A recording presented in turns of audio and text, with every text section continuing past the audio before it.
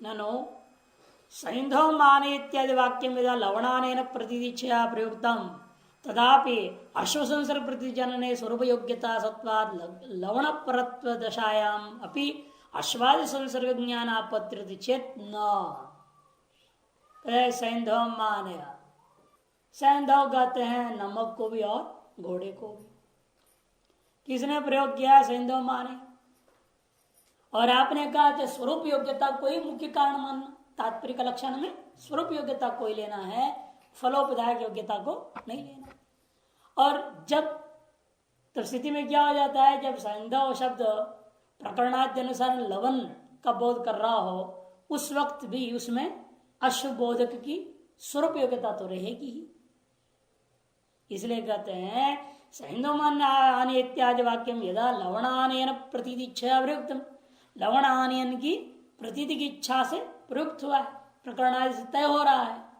तदापि लेकिन उस समय में भी अश्व संसर्ग प्रतिजनने, लेकिन आपके लक्षण के अनुसार स्वरूप योग्यता नाम का चीज जो है अश्व प्रतीति की उत्पत्ति के योग्य स्वरूप योग्यता उस वाक्य में विद्यमान है। सत्वात लवण परतु दशायाम अपनी अश्वादि संसर्ग ज्ञान आपत्ति, लवण परतु दशा में भी अश्वादि के संसर्ग ज्ञान उन्हें संबंध ज्ञान होने लगेगा उस वाक्य से। यदि चेतना तो विशेषण जोड़ दिया जाएगा वहां। तद इतर प्रतीतिच्छया अनुच्चरितत्व तात्पर्य प्रति विशेषणत्वात् तत्प्रतीति जनन योग्यत्वे सति, तत्प्रतीति जनन योग्यत्वे सति तद इतर प्रतीतिच्छया अनुच्चरितत्व में तात्पर्य लक्षण कर दिया। इच्छा भी जोड़ दिया अंत में, लेकिन वह गौण है, विशेषण कोटि में रख रहे हैं। मुख्य चीज हमारा क्या है? तत्प्रतीति जनन योग्यत्वम, यही मुख्य लक्षण है तात्पर्य का। इसलिए कहते हैं ऐसे विषय में क्या होगा? तथा च, तो निष्कर्ष पर ऐसे निकलेगा यद वाक्यम यद प्रतीति जन योग्यत्व सति यद अन्य प्रतीति अनुच्चरितम, जो वाक्य जिस वस्तु की प्रतीति के जनन के योग्य माना जाएगा वह वाक्य उस संदर्भ में ही उससे भिन्न अर्थ की प्रतीति की इच्छा से उच्चरित न किया गया हो, तो तद वाक्यम, तब उस वाक्य को तत्संसर्ग परम, उस तात्पर्य विषय में ही संबंध बोधक है ऐसा माना जाएगा। इसमें जो दिया हुआ सकल दोष दूर हो जाएंगे। शुकादि वाक्य में भी दोष नहीं, और जो पहले दोष देना अव्युत्पन्न जो पुरुष के द्वारा वेदों का पाठ करना, उससे क्या विद्वान को अर्थ प्रतीत नहीं होगा? ये पूछा था। तो दोनों में अव्याप्ति दोष दूर हो जाएगा। शुकादि वाक्य अव्युत्पन्नोचरित वेद वाक्यादोच तत्प्रतीच्छाया एवं भावेन, कि शुकादि वाक्य में क्या है? तत्प्रतीति की इच्छा ही नहीं है। अमुक प्रतीति, अमुक चीज की प्रतीति की योग्यता हो, यह बात शुकादि वाक्य में नहीं है। और अव्युत्पन्न उच्चरित वेद वाक्य में अव्युत्पन्न पुरुष ने, जो वेदार्थ नहीं जानता, उसने वेद उच्चारण किया, उससे आपको जो अर्थ प्रतीत होगा एक विद्वान पुरुष को, वही अर्थ उसका तात्पर्य रहेगा। क्योंकि उच्चारण करने वाले के अंदर उन वाक्यों के उच्चारण करते वक्त वो तो अर्थ जानता नहीं, इसलिए जो अर्थ है उसका उससे भिन्न अर्थ प्रतीति हो, यह इच्छा भी उसके अंदर नहीं होगी। जो वेद का अर्थ है उस अर्थ से भिन्न अर्थ प्रतीति हो, ऐसी इच्छा उसको हो सकता है क्या? कि तब होगा ना जब पहले आप उसका अर्थ जानते हो। किसी एक पद का अनेक अर्थ कोई व्यक्ति जानता हो, तब वो हो सकता है भाई आप जो अमुक अर्थ को न लेकर यह अर्थ ले, ऐसी इच्छा हो सकती है। लेकिन जिस व्यक्ति को वाक्य का कोई अर्थ ही मालूम नहीं, वह तद्भिन्न अर्थ प्रतीति हो, ऐसी इच्छा से उच्चारण तो कर नहीं सकता। इसलिए कहते हैं तो अव्युत्पन्न पूर्व उच्चरित वेद वाक्यों में तद अन्य प्रतीति उच्चरितत्व नाम का चीज नहीं रहा। अतः लक्षण का कहीं भी अव्याप्ति अतिव्याप्ति दोष नहीं है। लक्षण सत्वात न अव्याप्ति ही। तो पूर्व पक्ष के तक क्यों नहीं अव्याप्ति होगा? अव्याप्ति है। मान लो कोई आदमी है वो भोजन के लिए बैठा है और वो कहता है संधो माने, उसके अंदर लवण बोध कराने की भी इच्छा है क्योंकि भोजन में बैठा है, और उसके अंदर घोड़े का भी बोध कराने की इच्छा है कि भोजन के बाद घोड़े पर बैठ के जाना चाहता है।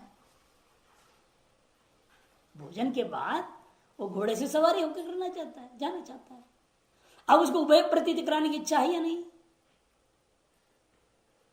तो ऐसे में क्या करोगे? आपका लक्षण गड़बड़ा गया।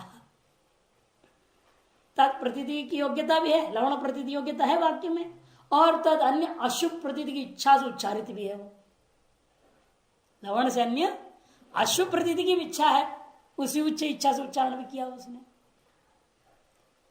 ऐसे में आपका लक्षण अव्याप्ति हो जाएगा। इसे न च उभय प्रतीति इच्छा उच्चरते अव्याप्ति ही, उभय प्रतीति की इच्छा से जहां उच्चारण किया गया हो ऐसे स्थलों में आपका लक्षण का अव्याप्ति हो जाएगा। तब मात्र शब्द जोड़ देना, तदन्य मात्र प्रतीति अनुच्चरितत्व से विवक्षितत्वात्, तत्प्रतीति जनन योग्यत्व सति तद अन्य मात्र प्रतीति अनुच्चरितत्व से विवक्षितत्वात्, ये लक्षण नहीं। दोनों तत्पदों की विशेषता है। पहला तत्पद से जिसको ले रहे हैं उसी को द्वितीय तत्पद से लेना। पहले तत्पद से जिसको लिया जाता है उसी को दूसरे तत्पद से, और पहला वाला यत् शब्द से जिसको लिया जाता है उसी को दूसरे वाले यत् शब्द से लेना होगा, तभी अन्वय होता है। ऐसे लक्षणों में जहां दो दो तत्व वगैरह आ जाते हैं तो हमेशा प्रथम का प्रथम के साथ, द्वितीय के साथ ही जोड़ना है। यद्वाक्यम यद प्रतिजन योग्यत्व सति यदन्य प्रतीति यदन्य मात्र प्रतीति अनुच्चरितत्वम तद्वाक्यम तत्संसर्ग परम, कमा भी अर्थ क्या होगा? तत्समय तत्प्रतीति मात्रम तदन्य प्रतीति मात्र उच्चारण रहितत्वम, ऐसा ही उसको लेना पड़ेगा। अर्थात जिस अर्थ के पहले लिया आपने तत्शब्द से, उसके अलावा और किसी को लेना ही नहीं। अतः उभय प्रतीति की इच्छा से उच्चारण कोई कर ही नहीं सकता। कहने का मतलब उभय प्रतीति इच्छा से एक वाक्य का प्रयोग नहीं हो सकता। होगा तो क्या होगा? वाक्य भेद दोष, यौगिक में भी नहीं होता।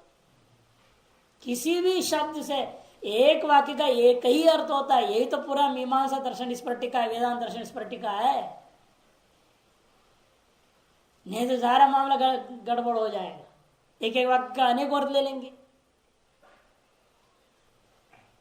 इसलिए वाक्य भेद दोष आ जाता है।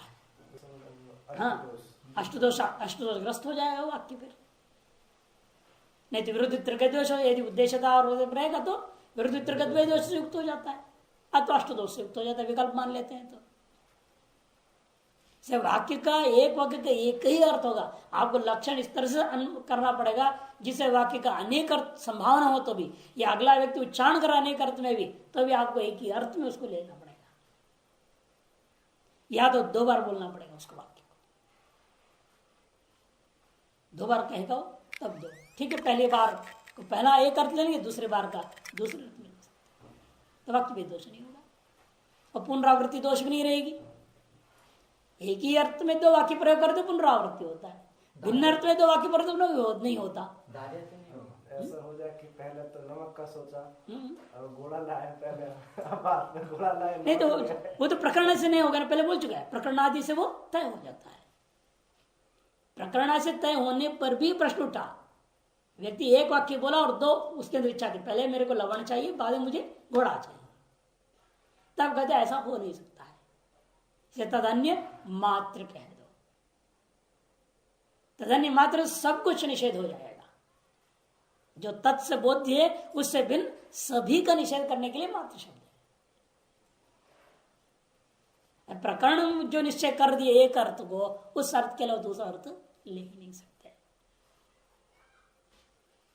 इसलिए आप वाक्य में भी इस प्रकार से उक्त प्रतीति मात्र जन योग्यतायाश्च अवच्छेदिका शक्ति ही, इस प्रकार के शाब्द प्रतीति मात्र की जन्म की योग्यता का ही अवच्छेदिका का नाम शक्ति है। ये शक्ति का लक्षण हो गया वेदांत मत में।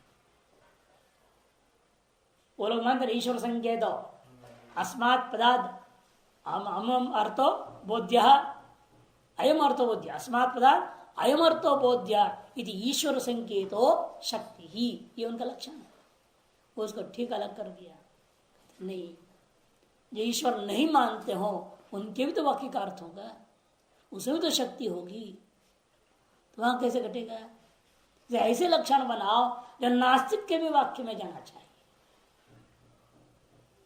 उसकी भी अर्थ प्रतीत तो होती है, तभी तो हम उसे शास्त्रार्थ कर रहे हैं, तो काय को करोगे?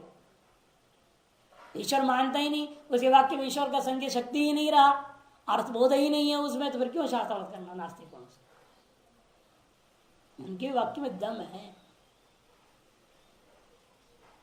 इसलिए कहते हैं शाब्द प्रतीति मात्र, कोई भी शाब्द प्रतीति, चाहे वो लक्ष्यार्थ हो, शक्यार्थ हो, कोई प्रकार लक्षण हो, कुछ भी हो, शाब्द सामान्य ले लिया। शाब्द प्रतीति मात्र जनन योग्यतायाश्च अवच्छेदिका, तारजन की योग्यता जो मानी गई है उस योग्यता का अवच्छेदिका का ही दूसरा नाम शक्ति है। हम अनुमान भी कर सकते हैं, वाक्यनिष्ठ वाक्यार्थ ज्ञानम, वाक्यनिष्ठ जो वाक्यार्थ ज्ञान किंचित कारणता से युक्त है, और वह कारणता निश्चित रूप में किंचित अवच्छेद्या, पक्ष का हो जाएगा। इसलिए वाक्यनिष्ठ वाक्यार्थ ज्ञान कारणता, वाक्यनिष्ठ वाक्यार्थ ज्ञान कारणता के पक्ष में किंचित अवच्छेद्या, वह कारणता कुछ न कुछ अवच्छेद से अवच्छिन्ना होगी। कारणता यथा वन्निष्ठ दाह कारणतावत इति, या वन्निष्ठ धूम कारणता, वन्यनिष्ठ धूम निरूपिता कारणता किंचित अवच्छेद का अवच्छिन्न है या नहीं? वन्नित अवच्छिन्न है। या कारणता सासा किंचित अवच्छेद्या, व्याप्ति बन जाएगी। या कारणता सासा किंचित अवच्छेद्या, यथा वनिनिष्ठ धूम निरूपिता कारणता, कोई भी कार्य ले सकता है। वनिष्ठ दाह, वनिष्ठ दाह रूपी कारण है, कार्य है, इसलिए वनिष्ठ दाह निरूपिता कारणता, वह किंचित अवच्छेदिका है ही, और वह अवच्छेदिका ही शक्ति है। वह वन्य और दाह में कार्य कारणता में क्या कारण हुआ है? वह अवच्छेदक बनने का शक्ति। वन्नी में जो शक्ति है वही दाह का बोध करा रही है। निर्दाह होगा ही नहीं, वन्नी में की शक्ति क्षीण हो जाए, वन्नी की शक्ति क्षीण कर दो, दाहकत्व शक्ति, तो फिर दाहकत्व रूप कार्य नहीं होगा। इसे शक्ति वह कारणता अवच्छेदिका होती है। तद्वत यहां पर होगा, प्रत्येक कारणता का अवच्छेदिका शक्ति ही होगी। वेदांत मत में तो सभी कारणता का एक अवच्छेद सामान्य अवच्छेदिका है शक्ति। इसीलिए शाब्दबोध रूपी, शाब्दबोध माने वाक्यार्थ ज्ञान रूपी कार्य निरूपिता वाक्यनिष्ठा या कारणता सापि शक्त्यवच्छिन्ना। अतएव शब्द शाब्द प्रतीति जन्य योग्यता का जो अवच्छेदिका है वो शक्ति हो गई। इसे सम्मान से सिद्ध कर सकते नहीं है, कौन की भाषा में बोलना है। इति न कोपि दो अस्माकं तु मते, इसलिए कर देखो लक्षण मानने के बाद अस्माकं तु मते सर्वत्र कारणताया शक्तिरेव अवच्छेदकत्वा, उसके अलावा तत्त विशेष कारणता अवच्छेदक मान लो, वो अलग चीज है। वन्नित्व मान लो, विशेष कारणता, वन्नी में वन्नित्व विशेष कारणता अवच्छेदक है। वन्नी में रहने वाले कारणता का सामान्य अवच्छेदक क्या है? शक्ति ही होगी। किसी भी कार्य का सामान्य अवच्छेदक सदा शक्ति है, और तत्त कारण निष्ठा तत्त विशेष अवच्छेदक जो बात कहेंगे तब तद वस्तुनिष्ठ धर्म को लिया जाएगा। वन्नी में जो कारणता है वह सामान्य रूपेण शक्ति अवच्छिन्ना है। किसी कोई भी कार्य लीजिए, कपाल निष्ठा या कारणता है वो भी शक्ति अवच्छिन्ना है, और विशेष कार्य कारण भाव लोगे तब क्या हो जाएगा? कपालत्वावचन कारणता घटनिष्ठ घटत्वावचन घटनिष्ठ कार्य के प्रति स्वीकार करना पड़ेगा। तो विशेष कार्य कारण हो गया ना। इसे कहते सामान्य रूपेण सकल सर्वत्र में सकल कार्येश सभी कार्यों के मामले में जो कारणता है वह शक्ति उसकी उस कारणता की अवच्छेदक शक्ति ही होगी। इति न कोपि दोष, इसलिए कोई दोष नहीं होगा। और एक वाक्य का एक ही अर्थ में शक्ति हो सकती है, अनेक अर्थों में नहीं। तत्व विषय जाति और ये शक्ति में फिर क्या भेद रहेगा? तत्व विषय में कार्य कारण वो विशेष हो गए ना। कार्य कारण वो जो विशेष स्वीकार करेंगे उसकी विशेष अवच्छेद तो मानना ही पड़ेगा। नहीं तो सब कुछ जैसा पृथ्वी के जितने भी कार्य है सभी पृथ्वी धर्मावचन न होगी, फिर कार्य कारण व्यवस्था ही नहीं बन पाएगा। तो ठीक वैसा नहीं हो सकता। पर तत्व विषय जैसे घट है, घटत उसकी जाति जो है उसमें और ये शक्ति तो इनमें क्या भेद है? बहुत फर्क है। शक्ति तो सर्वसामान्य चीज है और घटत तो घट मात्र का विशेष धर्म है। नहीं, घटत तो जाति जाति तो मानते नहीं है ना हम लोग, वेदांत भाषा बोलिए। फिर घट में घटत एक धर्म है और शक्ति भी एक धर्म है, घट में ही विद्यमान किसी न किसी कार्य के प्रति है कि नहीं। तो घट जैसे जलानयन रूपा कार्य के प्रति घट में एक शक्ति है, जल धारकत्व शक्ति है, और उस घट में घटत्व धर्म भी है। इसे शक्ति सकल कारणों में कारणता का अवच्छेद गुण विद्यमान सामान्य धर्म है, और जो तत्व वस्तु के जो धर्म होंगे वो तत्व कार्य विशेष के प्रति कारणता अवच्छेद विशेष जो मानूंगा तो उस विशेष धर्म को लिया जाएगा। इसे सर्वत्र कारणता है शब्दावली देखिए। हम एक विशेष कारणता की बात नहीं कर रहे हैं। किसी भी कार्य के प्रति कोई भी कारण हो, उस कारण में रहने वाले सामान्य एक धर्म है, उसका नाम शक्ति है। और विशेष धर्म तो विशेष कार्य के प्रति तो विशेष कार्य कारण भाव जब मानेंगे तब मन आता ही है। अतः कहने का तात्पर्य क्या, बिना सामान्य धर्म का विशेष धर्म भी अवच्छेदक हो नहीं सकता है, न कारणता ही नहीं बनेगी ना। सामान्य धर्म के अभाव निकाल दो, शक्ति निकाल दो, फिर कारण ही नहीं रहा, फिर घटत्वावचन क्या रहेगा। वो जाति भी तो सामान्य है ना, सब में होती है। हाँ, ये तो हम लोग जाति मानते ही नहीं ना, जाति का तो खंडन कर दिया इसीलिए, क्योंकि वो नित्यत्व मानते हैं। आप जिस प्रकार का जाति मानना चाहते उस प्रकार के जाति तो हम लोग मान नहीं सकते, नहीं है कौन की जाति, नित्य तो घटित है। या उसको सापेक्ष नित्य कह दो तो कोई आपत्ति नहीं, फिर हम भी मान लेंगे ऐसी जाति, ब्राह्मणत्व जाति वगैरह जैसे होते मानने कोई आपत्ति नहीं है। नित्यत्व घटित जो जातियों मानते जिस प्रकार उस प्रकार का वेदांत ने नहीं मान सकता है, क्योंकि हमारे ब्रह्म के अलावा निकल प्रपंच नित्य है। एवं तात्पर्य से तत्प्रति जनकत्व रूप से शाब्द ज्ञान जनकत्व सिद्धे। अब प्रश्न उठता है, लेकिन विवरणाचार्य जी ने खंडन किया है, तात्पर्य वाक्यार्थ के प्रति कारण नहीं है, वैसे उन्होंने बोल दिया। तात्पर्य जो है वाक्यार्थ ज्ञान में कारण नहीं, ऐसी पंक्ति उन्होंने प्रयोग कर दी।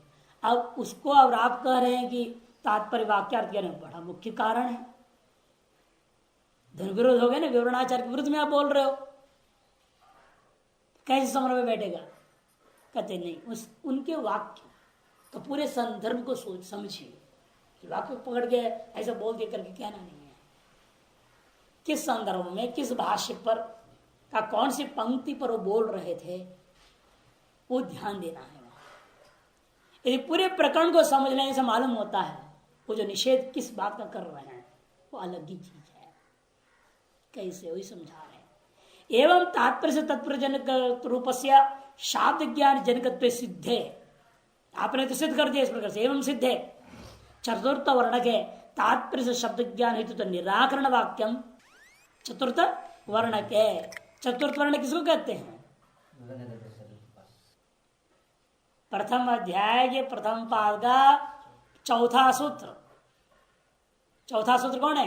तत्व समन्वयात। उस चौथे सूत्र पे जो विवरणाचार्य जी का जो विवरण है उसको चतुर्थ वर्णक कहते हैं। चतुर्थ सूत्र से या भाष्यकृत व्याख्या तदुपरि या पंचपादिका तदुपरि विवरण तत्प्रेत्यर्थ। पंचपादिकाकार नहीं कह रहे हैं, उसके ऊपर जो विवरण टीका है वो कह रहे। चौथा सूत्र में भाष्य हुआ, भाष्य के ऊपर पंचपादिका टीका, उसके ऊपर विवरण टीका है, उस विवरणकार का मत है।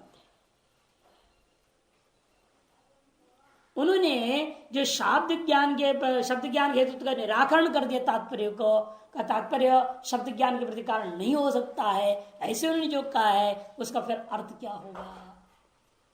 तत्प्रतीति चरितत्व रूप तात्पर्य निराकरण परम, ये कहते वो जो लौकिक लक्षण के ना उसका खंडन करें। जो लक्षण हमने किया है तात्पर्य इस दृष्टिकोण से नहीं। हम लोग ईश्वर में क्या कहा था? तत्प्रतीति चरितत्वम यदि न तात्पर्य शुरू से किया था ना। हम विवरणाचार्य के मत से शुरू किए हैं। यहाँ विवरणाचार्य जी ने जो तात्पर्य वाक्यार्थ ज्ञान प्रति कारण नहीं है कहा था, कौन से लक्षण वाला तात्पर्य को? जिसका ये सामान्य लक्षण था तत्प्रतिचया उच्चरितत्व तात्पर्यम, इस तात्पर्य को खंडन किया उन्होंने। और जो लक्षण हम लोग कर रहे हैं तत्प्रतिजन योग्य सती तदन्य मात्र प्रतिचया अनुच्चरितत्व जो हमने लक्षण किया, इस तात्पर्य का खंडन वो नहीं कर रहे। इसका उनका समर्थन अन्यत्र मिल रहा है उसी चतुर्थ वर्ण का। वहीं पर आप आगे पूरा पढ़ेंगे तो देखेंगे तात्पर्य को मान भी रहे हैं वो कारण। फिर किस तात्पर्य को उन्होंने खंडन किया और किस तात्पर्य को उन्होंने स्वीकार किया समझना पड़ेगा। तब कहते जो सामान्य लक्षण प्रसिद्ध है तत्प्रतिदिचय उच्चरितत्व करके उसका वो निराकरण कर रहे हैं। इसे तत्प्रतिदिचय उच्चरितत्व रूप तात्पर्य निराकरणम, अन्यथा नहीं तो पूरा वेदांत दोस्त हो जाएगा कि वेदांत क्या है, तत्व समन्वय है क्या।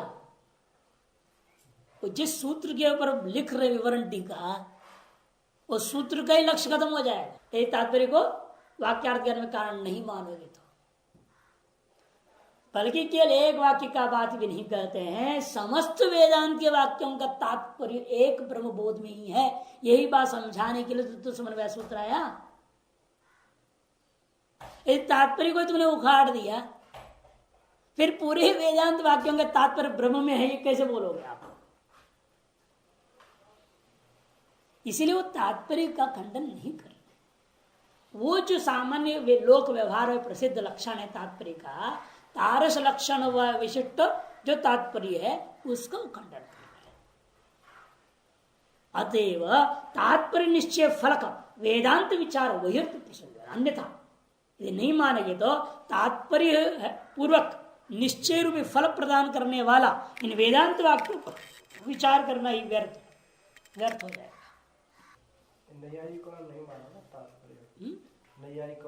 नैयायिक लोग वाक्यार्थ ज्ञान के प्रति सीधे कारण नहीं मानते हैं। हाँ, तीन ही माना, लेकिन वाक्य तात्पर्य को वो लक्षणा का बीज मानते हैं ना, केवल उतरे के लिए माना, सकल वाक्यों के अर्थ के लिए प्रति नहीं। यदि किसी वाक्य का अर्थ हो लक्षणा पर किस एक अर्थ विशेष में रूढ़ करना चाह रहे हो, ले जाना चाहते हो, तब तात्पर्य तो कानून के मत में भी है। लेकिन हमारा कहना है, यहाँ वेदांत का कहना है, लक्षणा करना पड़े तभी तात्पर्य कारण नहीं, सकल वाक्यों के प्रति तात्पर्य को कारण मानना चाहिए। इतने अंतर है न्याय और वेदांत। वो भी कारण माने, इनको लक्षणास्थल में ही मानते। लक्ष्यार्थ बोध में तात्पर्य कारण बनता है, शक्यार्थ बोध में तीन ही कारण मानते हैं। और हमने कहा नहीं, शक्यार्थ और लक्ष्यार्थ उभय पदार्थ का बोध के लिए तात्पर्य करना, यह अंतर है। अब कुछ लोग इस विवरणाचार्य के वाक्य को थोड़ा दूसरे ढंग से समझाना चाहते हैं। ये तो गया मुख्य हमारा पक्ष।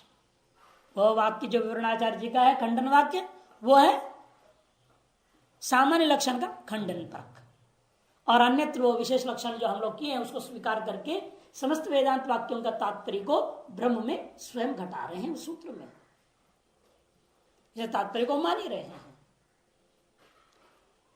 लेकिन उस वाक्य को कुछ लोगों का कहना है दूसरे ढंग से, शाब्द ज्ञान तावच्छेद न तात्पर्य ज्ञान हेतु एवं परम चतुर्थ वर्णक वाक्यम। और हम लोग क्या मान रहे हैं? शाब्द ज्ञान के प्रति कारण मान रहे हैं। वो इसलिए के चित्त का खंडन कर रहे हैं परिभाषाकार।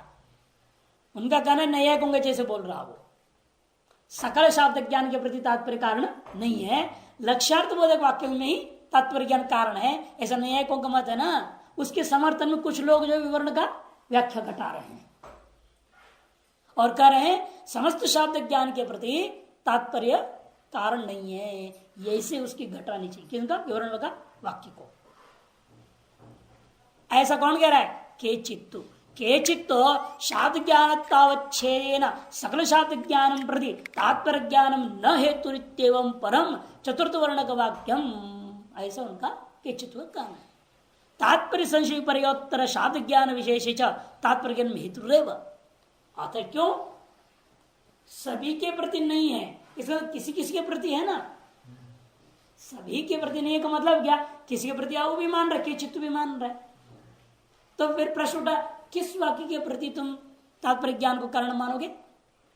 जिस वाक्य श्रवण के अंतर संशय या विपर्य हो, तात्पर्य संशय और तात्पर्य विपर्य हो, उत्तर विपर्य उत्तरकालीन जो शब्द ज्ञान विशेष में तात्पर्य ज्ञान कारण मानता हूं। संकोच कर दिया।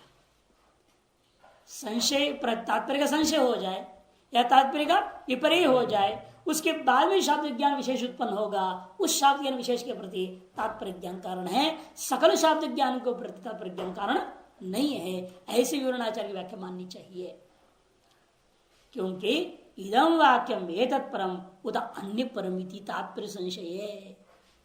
स्वयं व्याख्या कर रहे उसी अपनी वाक्य की कि इदम वाक्यम एतत् परम उदा अन्य परम, ऐसे संशय हो जाए। तद विपर्य अथवा इदम वाक्यम अन्य परम एवं, ऐसा कोई ग्रहण कर ले, विपर्य हो जाए। तद उत्तर वाक्यार्थ निश्चय से, उसके उत्तरकालीन जो वाक्यार्थ का निश्चय उत्पन्न होगा उसके प्रति तात्पर्य निश्चय बिना अनुपत्य है, तात्पर्य निश्चय के बिना हो ही नहीं सकता निश्चय। ऐसा के चित्तु आहु, ऐसे कुछ लोगों का कहना है। लेकिन यह आओ के चित्त होकर अरुचि का कारण क्या है? अरुचित कारण यह है, सीधी सीधी सी बात, क्योंकि अवच्छेद क्या हो, कार्य कारण भाव में कार्यता अवच्छेद अनेक हो जाएगा। आपने तात्पर्य ज्ञान को कारण तो मान ही लिया, लेकिन आपने तात्पर्य ज्ञान को सकल शब्द ज्ञान के प्रति कारण नहीं माना ना। अच्छा, कार्यता अवच्छेद क्या हो जाएगा आपका? कुछ शब्द ज्ञान रूपी कार्य के प्रति तात्पर्य ज्ञान कारण नहीं रहा और कुछ शब्द ज्ञान के प्रति तात्पर्य कारण हो जाएगा। तब लाघव को देखते हुए गौरव लाघव पर विचार करते हैं। एक कार्य कारणता अवच्छेद स्वीकार करना लाघव होता है। एक कार्य के प्रति अनेक कारणों को मान करके अनेक कारणता अवच्छेद का मानना, एक कारण को विभिन्न कार्यों के प्रति अलग अलग प्रकार से मान लेना, दोनों ही बात गौरव होता है। इसी को नैयायिक लोग अन्वय विचार और व्यतिरेक विचार कहते हैं। तो व्यभिचार न आवे और अवच्छेदकृत लाघव को देखते हुए शाब्दतावच्छन सकल शाब्द ज्ञान के प्रति तात्पर्यावच्छन तात्पर्य ज्ञान का लाघव है। और आपने कहा कि नहीं, संशय विपर्योत्तर शाब्द निश्चय के प्रति तात्पर्य कारण, अतः शाब्द ज्ञान का अवच्छेद कौन होगा? संशय विपर्यत्व। शब्द तो सामान्य तो रहा नहीं, कार्य विशेष के प्रति आप तात्पर्य ज्ञान को कारण मान रहे हैं और कार्य विशेष में चले गए तो अवच्छेद भी कार्य विशेष हो गया, अवच्छेद विशेष होगा ना। कार्य कारण भाव विशेष माननी पड़ जाएगी। सामान्य कारण कारण भाव रूपा लाघव को त्याग करके विशेष कार्य कारण भाव मानना गौरव है। इसने का कहना है लाघवेन तद हेतु क्लिप्त तदभाव शब्द ज्ञान सेवा सिद्ध है। टीकाकार कह रहे हैं लाघव के देखते हुए कार्य कारण भाव जब सिद्ध हो सकता है, विशेष की ओर संकोच करके अवच्छेद कृत गौरव करना उचित नहीं होता। इस प्रकार से वाक्यार्थ ज्ञान के कारणों पर विचार पूरा हो गया। अब कहते हैं वह तात्पर्य लोक और वेद में कैसे ग्रहण होता है। तच्च तात्पर्यम वेदे मीमांसा परिशोधित न्यायादेव अवधार्यते। वह जो तात्पर्य वेद में निश्चय कैसे करूंगा मैं, किसी वेद वाक्य को अमुक अर्थ है इसका, ऐसा निश्चय में कैसे कर सकता हूं वेद वाक्य के अर्थों का। तब कहते हैं मीमांसा परिशोधित न्यायादेव। मीमांसा करने से ये नहीं समझना कि पूर्व मीमांसा ले लोगे, पूर्व मीमांसा उत्तर मीमांसा दोनों मीमांसा। उत्तर मीमांसा में जो विचार करके प्रदत्त 1000 न्याय है, इसलिए उसका नाम ही कहते न्याय सहस्री। जैमिनी का मीमांसा दर्शन के नाम क्या है, न्याय सहस्री। 907 अधिकरण हैं। कितने? 907। और प्रत्येक अधिकरण से एक न्याय निकला तो 907 न्याय हुए कि नहीं हुए, उसको 1000 कह दिया जाता है। लोक न्याय सहस्री वो न्याय हो गया। और हमारे यहाँ 191 है ना, 191 अधिकरण ब्रह्मसूत्र, 555 सूत्र है, 191 अधिकरण है। और 191 अधिकरण से आप मान लीजिए 191 ही न्याय निकाल लेते हैं, 191 नहीं हो गया। या किसी किसी अधिकरण का 2-2 वर्णक के भाष्य में 2 वर्णन किए, डबल वर्णन किए। तो इसलिए ऐसे मिल जाते तो वो बढ़ जाता है थोड़ी बहुत संख्या। दोनों कितना हो गया, 900 वहां है और यहाँ 200 लगभग मान लीजिए 1100 हो गया न्याय। इन 1100 न्यायों के द्वारा ही वाक्यार्थ का वेद में निर्णय करना चाहिए, अपने मन बुद्धि लगाना नहीं चाहिए। अपने मन बुद्धि लगा के सब खराब कर दोगे। से कोई भी वाक्यार्थ निर्णय करना वेद वाक्यार्थ, उससे पहले आपको बताना पड़ेगा अमुक न्याय के आधार पर बोल रहा हूं। ब्रह्मसूत्र का अमुक सूत्र के आधार पर अर्थ नहीं दिया जा रहा है इस वाक्य का, ये जैमिनी के अमुक सूत्र के आधार पर हम अर्थ निकाल रहे हैं यहाँ। तो वहां का न्यायों के से रूपोद्बलित करके ही वेद में वाक्य अर्थ का निर्णय करना चाहिए, स्व कपोड़ कल्पना सामर्थ्य से नहीं करना चाहिए, यथा आर्य समाज के दयानंद वगैरह किए हैं। अपनी बुद्धि से व्याकरण को लगा करके धातु ये है, सूत्र ये है, पत्र वत्र लगा लोगों करके घटा दिया, नहीं ये अर्थ होना चाहिए, जबरदस्ती रगड़ दिया उसको। वह बुद्धि का खेल नहीं होता है वेद में। लौकिक वाक्यों में तो प्रकरणादि में वो आपको छूटे, वहां आप अपनी बुद्धि की कसरत उपयोग कीजिए लौकिक वाक्यों में और इसका अर्थ निर्णय निकालिए क्या कहना चाह रहा है कोई। लोके तो प्रकरणादि ना तत्र लौकिक वाक्यानां मानांतर अवगतार्थतया अनुवादकत्व। और लौकिक वाक्यों में तो अनुवादकता ही रहती है, अपूर्वता नहीं है कभी। वेद वाक्यों का तात्पर्य सदा अपूर्वार्थ बोधक ही हुआ करता है, लेकिन लौकिक वाक्य सदा अनुवादक होते हैं कि लौकिक वाक्य के द्वारा बोधित जो पदार्थ है वो किसी न किसी प्रमाणांतर से अवगत अर्थ ही होगा। प्रमाणांतर से अनवगत अर्थ का बोधक अवबोधक लौकिक वाक्य कोई प्रयोग ही नहीं कर सकता। कुछ भी हम लोग बोलते हैं इसलिए ना व्यासोच्चिष्टम जगत सर्वम का, व्यासोच्चिष्टम जगत सर्वम, ऐसी कोई बात नहीं जो व्यास जी ने नहीं कहा होगा। और व्यास जी से ये भी मत समझे व्यास कोई एक आदमी नहीं है, जो 4 वेदों को संकलन करने वाला व्यास वो एक था, कृष्णद्वैपायन नाम से एक था। एक ही व्यक्ति ने 4 वेदों का संकलन किया, संग्रह किया। लेकिन उत्तरवर्ती जो पुराणों को लिखा व्यास वगैरह वो वही है, ये कहना कोई जरूरत नहीं है, कोई जरूरी नहीं है कि व्यास और वशिष्ठ पद है। व्यास और वशिष्ठ क्या था? पद था। वही बाद में भट्ट और देव नाम से चला, भट्ट और देव ये टाइटल चला। व्यास और वशिष्ठ की जगह पर भट्ट और देव ये टाइटल चलता था। फिर भट्ट और देव भी लोगों ने फिर छोड़ दिया, उसमें भी काफी गड़बड़ियां होने लगे। फिर उपाध्याय और महोपाध्याय ये चलता था, उपाध्याय और महोपाध्याय। और ये कुलपति जो तो महामहोपाध्याय बोलते थे, बड़े बड़े गुरुकुल का संचालन जो करते थे उसको महामहोपाध्याय। और आजकल हो गया उल्टा, आजकल शास्त्री, आचार्य, कुलपति महोदय, ये टाइटल चल रही है। और आजकल जो सर्टिफिकेट हो गया, गड़बड़ी हो गई। उस समय तो पूरे संसार में एक ही व्यास होता था, एक ही वशिष्ठ होता था, एक टाइम में। दो व्यास एक टाइम में नहीं होते थे, एक ही को सर्टिफाई किया जाता था व्यास पद के लायक है भाई, ये वशिष्ठ पद के लायक। पूरे भारत देश में एक ही होता था व्यास। और आजकल सैकड़ों शास्त्री, सैकड़ों आचार्य गली गली में घूम रहे हैं। बनारस में तो साइकिल रिक्शा वगैरह चलाते रहते हैं शास्त्री आचार्य। इधर दुर्दशा है आजकल की शास्त्री आचार्य कि नकल करके पास हो जाता है, किसी को भी सर्टिफिकेट मिल जाती है।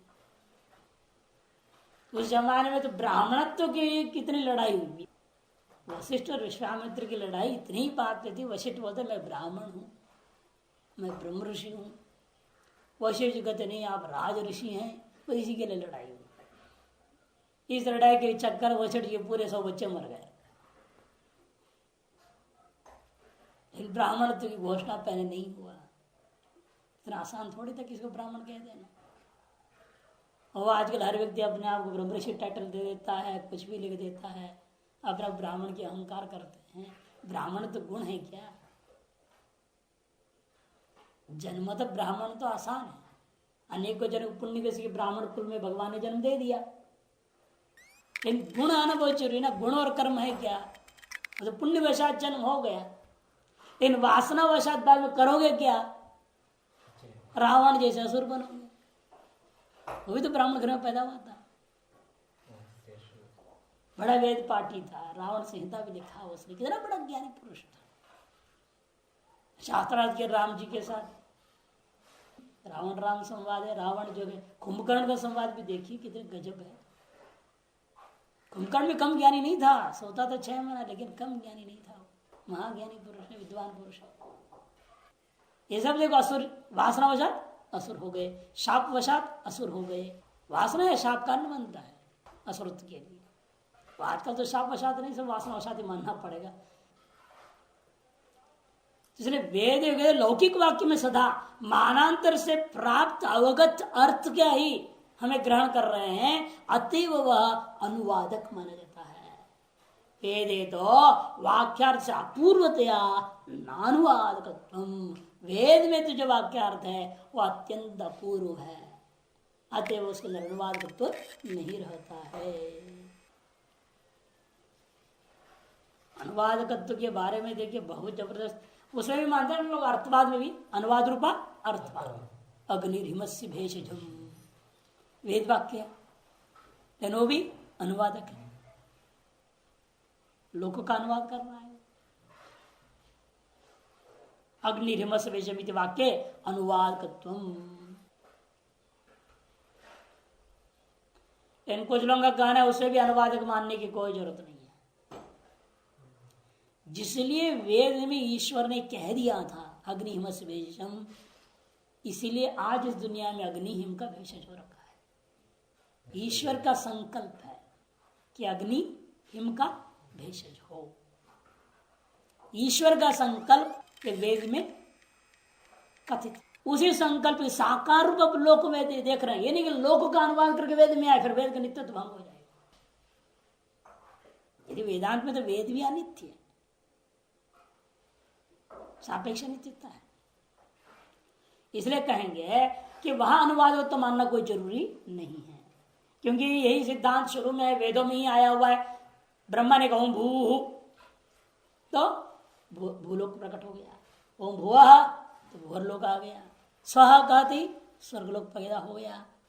माने वेदों का जैसे जैसे उच्चारण करते गया, कौन? धाता था पूर्व अकल्पयत। वो धाता ने, ब्रह्मा ने वेद पाठ करते गया और वेद मंत्र उच्चारण करते ही वह मंत्र में जो अर्थ था वह अर्थानुरूप बाहर कार्य प्रकट होते गया। कोई और सामग्री वगैरह लाके थोड़े कुछ कर रहा है वहां ब्रह्मा जी। जैसे आप अपने स्वप्न में अपने मन से जो संकल्प करते जाते हो वो पैदा होते जाता है। और ब्रह्मा जी इतना कमजोर है क्या तो संकल्प करे और कुछ ना बने? आपसे कमजोर थोड़ी है, वो तो जागृत पैदा करके दे सकते हैं। तीसरे कहते धाता परमकल्पित के अनुसार भी कि यह वाक्य लोक का अनुवाद न समझो, किंतु वेद में वाक्य के वजह से आज भी हम दुनिया में अग्नि को हिम का भेषज के रूप में देखते हैं। वेद में आए हुए वाक्यों का अर्थ की साकार रूपे संसार, शब्दार्थ मानस रूप होता है, वो साकार जब होएगा बाहर, है ना, इस नाद बिंदु को लाते से लाते ना हम लोग बाहर तक। इसलिए कह रहे हैं यहां सर्वत्र अनुवाद मानने को जरूरत नहीं, वेदे तू, इसलिए कहते किंतु वेद में जो वाक्यार्थ कहा है वह अपूर्व होने से नानुवादकत्वम। एक विशेष बात और एक बात कह रहे हैं, लोक में वेद में जितने भी वाक्य जैसे कार्यपरक होते हैं उसी प्रकार से सिद्धार्थानपि अपूर्वार्थ तत्र लोके वेदे च कार्यपराणामिव सिद्धार्थानामपि अपूर्वतया प्रामाण्यम। चाहे लोक में हो चाहे वेद में हो, जैसे कार्यपरक वाक्य में कृत साध्य परक वाक्य, क्रियापरक वाक्य। क्रियापरक वाक्य क्या है? अपूर्व बोधक तो होते ही है, अपूर्व नाते प्रमाण होता है। जलमानय कर दिया, यह आदेश का पालन करने से अपूर्व की उत्पत्ति होगी। बड़ों ने छोटे को कहा, छोटे ने अपने मजबूर अवस्था में बड़े को कह सकता है, तो गलत नहीं है वो। ये बच्चा अपने बाप से कहते चीज दो, बीमार पड़ा है तो बाप पे थोड़ी मैं नौकर थोड़ी हूं तुम्हारा, देगा कि नहीं देगा? और भी छोटे अवस्था में तो देखो बाप तो बच्चे का जूता भी बांधता है, नहीं बांधता है, जूता पहना बच्चे को अपने सर पर बिठा लेता है। तो इसलिए इसमें अपूर्व बोधकता क्या है? लोक में कहते हैं इतना ही तात्पर्य, यहां पर अपूर्व तात्पर्य है कृत साध्य होना चाहिए, कार्य परिणाम यद साध्यम तत्त अपूर्वार्थकम। इस आधार पर करें जैसे कार्य परिणाम इव सिद्धार्थानाम अपनी, सिद्ध वस्तु का बोधक वाक्य जो प्रयोग कर दिया जाए तो वो भी प्रामाणिक ही है, अप्रामाणिक नहीं है। कोई कार्यपरक नहीं है। मान लो कहिए क्या है, सेव है, आपने कह दिया, सिद्धार्थ वाक्य हुआ ना ये, कोई क्रियान्वय तो होना नहीं उसमें, लाओ ले जाओ कुछ तो बोल नहीं रहा हो, बता रहे ये चीज है। ऐसे जो वर्णन किया जाए वस्तुओं का उसको क्या कहते हैं? सिद्धार्थ परक वाक्य। सिद्ध माने क्रिया से असंबद्ध होकर के वस्तु का स्वरूप मात्र बोधक वाक्य। इंद्र कैसा है? वेद में कह दिया वज्रहस्तो पुरंदर, ये क्या है? उस इंद्र के स्वरूप का वर्णन कर रहा है ना। ये सीधे सीधे कहोगे क्या? स्वरूप बोधक वाक्यम सिद्धार्थ वाक्यम। लेकिन वे सिद्धार्थ वाक्य भी प्रामाणिक ही है, अप्रामाणिक नहीं है। यही मुख्य चीज है। मीमांसा भी इस पर चढ़ जाते नहीं है कि नहीं मान, सिद्धार्थ वाक्य प्रामाणिक थोड़ी होता है, वो तो अनुवाद कर रहा है और अनुवाद अप्रामाणिक है। जो मूल होगा वही प्रामाणिक होगा। और यदि सिद्धार्थ का अप्रामाणिक हो पूरा वेदांत खत्म हो गया कि हम ब्रह्मास्म में सब ज्ञान है, अपूर्वा कोई कार्यपरक तो ही नहीं। स्वरूप बोधक सकल वाक्य का नाम सिद्धार्थ वाक्य, और वो सिद्धार्थ वाक्य यदि प्रामाणिक नहीं रह गया फिर वेदांत में प्रामाणिकता कहां से आएगी? इसे वेदांत सर बहुत, इसमें तो यहां तो थोड़ा संकेत कर देते हैं, इसे भयंकर शास्त्रार्थ होता है। सिद्धार्थ और बोधक वाक्य प्रामाणिक कैसे? इनमें सीधे सीधे कभी अपूर्वतया प्रामाण्यम, वो अपूर्व कथन कर रहा है। पहले हमें मालूम नहीं था इंद्र कैसा होता है कैसा नहीं होता, हमने सोचा सफेद मूछ होगा, फिर आपने बता दिया उसमें काला मूछ होता है, लाल मूछ होता है, स्वर्णमय मूछ होता है। हिरण्यश्मश्रु हिरण्यकेश, हम तो सोच रहे थे शायद वो आदित्य मंडल पुरुष हमारे जैसे काला पीला दाढ़ी वाला होगा, वहां पर स्वर्णमय होता है उसका शरीर, हिरण्यश्मश्रु हिरण्यकेश, अपूर्व बोध वाक्य नहीं हुआ। नहीं तो आप यही करते, पेंटिंग क्या करते आप अपने जैसे करते ना। आप जापान में चले जाइए, वहां के देवताओं के फोटो देखें, उनके जैसे वो चारा वारा बंदर जैसे बना रखे हैं। और भी जो मैंने देखा इसमें दक्षिण अफ्रीका के कुछ देशों में ऐसे लक्षण होता है, वो जंगली इलाकों में ना, जंगल जो जोहान्सबर्ग से बाहर गया वो जंगली इलाकों में, तो वहां देखा उनके मंदिर जैसे गया, देखें क्या है इसके अंदर, मैंने सोचा मरे का होगा, वो मरे का बनाते ना लोग, वो आदमी का चित्र बना देते हैं पैंट सूट वाला, मैंने सोचा मरे वरे का होगा है। अब वो कहते नहीं वाटर स्पीकिंग, कहते हैं क्या बोल रहे पागल, मारेंगे लोग, जो अनुवाद कर रहा था बोल मार देंगे लोग तुमको, ये भगवान है इनका, वो पैंट शर्ट पहना हुआ है, टाई है, बूट है, वो भगवान है। अब पूजा करते हो मानते हैं ना, उसका मैंने कहा सूट बूट पैंट शर्ट रखा रही तो क्या है, तो ये भगवान, ऐसे कौन सी वेद में वर्णन है सूट बूट वाला भगवान। अब वहां उन्होंने देखा हमारे जैसे ही होगा भगवान, कल्पना किया उन्होंने, अपने जैसे मूर्ति बना दिया और उसको भगवान है पूजा कर। इसलिए सिद्धार्थ बोधक वाक्य को भी अपूर्व अर्थ बोधक होने के नाते अपूर्वतया प्रामाण्यता मानना ही पड़ेगा। जैसे लोक में क्या है, पुत्रस्ते जाता कह दिया, आपको बेटा हो गया है, इस वाक्य में क्या क्रियान्वय होना है, तो जानकारी मिली, हाँ खुश हो गया, बस इतना ही तो है।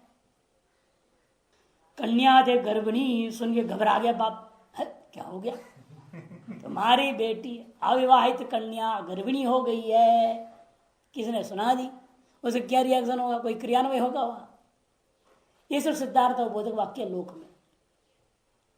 इत्याशो सिद्धार्थेश्वपि पदानाम सामर्थ्य उदाहरणार्थ, इनमें भी पदों का अर्थावबोधक सामर्थ्य तो देखने को मिलता है। इसे लौकिक वाक्यों में लौकिक सिद्धार्थोबोधक वाक्यों में जिस प्रकार से प्रामाण्यता है, उसी प्रकार से वेद में विद्यमान सिद्धार्थोबोधक वाक्यों में भी प्रामाण्यता होने के कारण समस्त वेदांत वाक्यों का ब्रह्म में प्रामाण्यता सिद्ध हो गया। अतएव देखिए कह रहे, अतएव वेदांत वाक्यानाम ब्रह्मणि प्रामाण्यम, क्योंकि जितने भी वेदांत वाक्य क्या कर रहे हैं, स्वरूप अवबोध मात्र कराते हैं।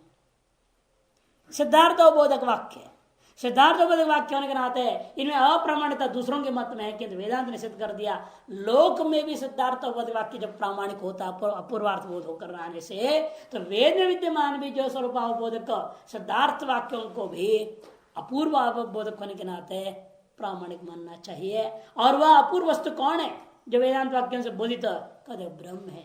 इसलिए वेदांत वाक्या नाम ब्रह्मणि प्रामाण्य। कहते कैसे प्रामाणिक होगा सीधा बताओ भाई। अरे उसके लिए रुक जाओ, थोड़ा जल्दबाजी मत करो, वो आगे बताऊंगा विषय परिच्छेद में। अभी तो प्रमाणों की परिच्छेद चल रहा है ना, विषय की प्रामाण्यता का विचार हम वहां करेंगे। यथाचेत तथा विषय परिच्छेद वक्षत है, यह किस प्रकार से है वेदांत के ब्रह्म में प्रामाण्यता, इस बात को हम विषय परिच्छेद विस्तार में विचार करके बता देंगे। तथा वेदांता नाम, अब कहते हैं कोई भी वाक्य वेद वाक्य और विशेष रूप वेदांत वाक्य भी क्यों ना हो, इनमें प्रामाण्यता नैयायिक लोग कैसे मानते हैं, नित्य सर्वज्ञ परमेश्वर प्रणीतत्वेन प्रामाण्यमिति नैयायिकाः। तत्र वेदांता नाम नित्य सर्वज्ञ परमेश्वर प्रणीतत्वेन प्रामाण्यमिति नैयायिकाः। नैयायिकों का कहना है वेदांत वाक्य में प्रामाण्यता हम इसलिए मानना चाहते हैं क्योंकि वह नित्य सर्वज्ञ परमेश्वर के द्वारा प्रणीत है। वेदांत भी ले लो, कोई दिक्कत नहीं उसमें, वेदों का हिस्सा वेदांत है, पूरे ही उनके मत में ईश्वर प्रणीतत्व प्रामाण्यम। तर्कसंग्रह में लिखा है ना, सर्वम लौकिकम और वैदिकम, दो प्रकार का वाक्य का। वैदिकम सर्वमेव प्रमाणम ईश्वर प्रणीतत्वात्, लौकिकम तो आप्तोक्तम प्रमाणम अन्यद प्रमाणम में कहा। इसलिए इनका कहना है उनके मत के हिसाब से कर रहे हैं तब यदि मनवादियों सर्वज्ञा तथा तत्प्रणीतत्व नानात्मा गौरवेण न प्रणीतत्व तत्प्रणीतत्व भाव। इसे नित्य क्यों कहा? नित्य सर्वज्ञ को कह रहा है कि मनवादी में अतिव्याप्ति न हो जाए। कोई कह सकता हमारे मनु महाराज कोई कम थोड़े थे, वो भी तो सर्वज्ञ थे।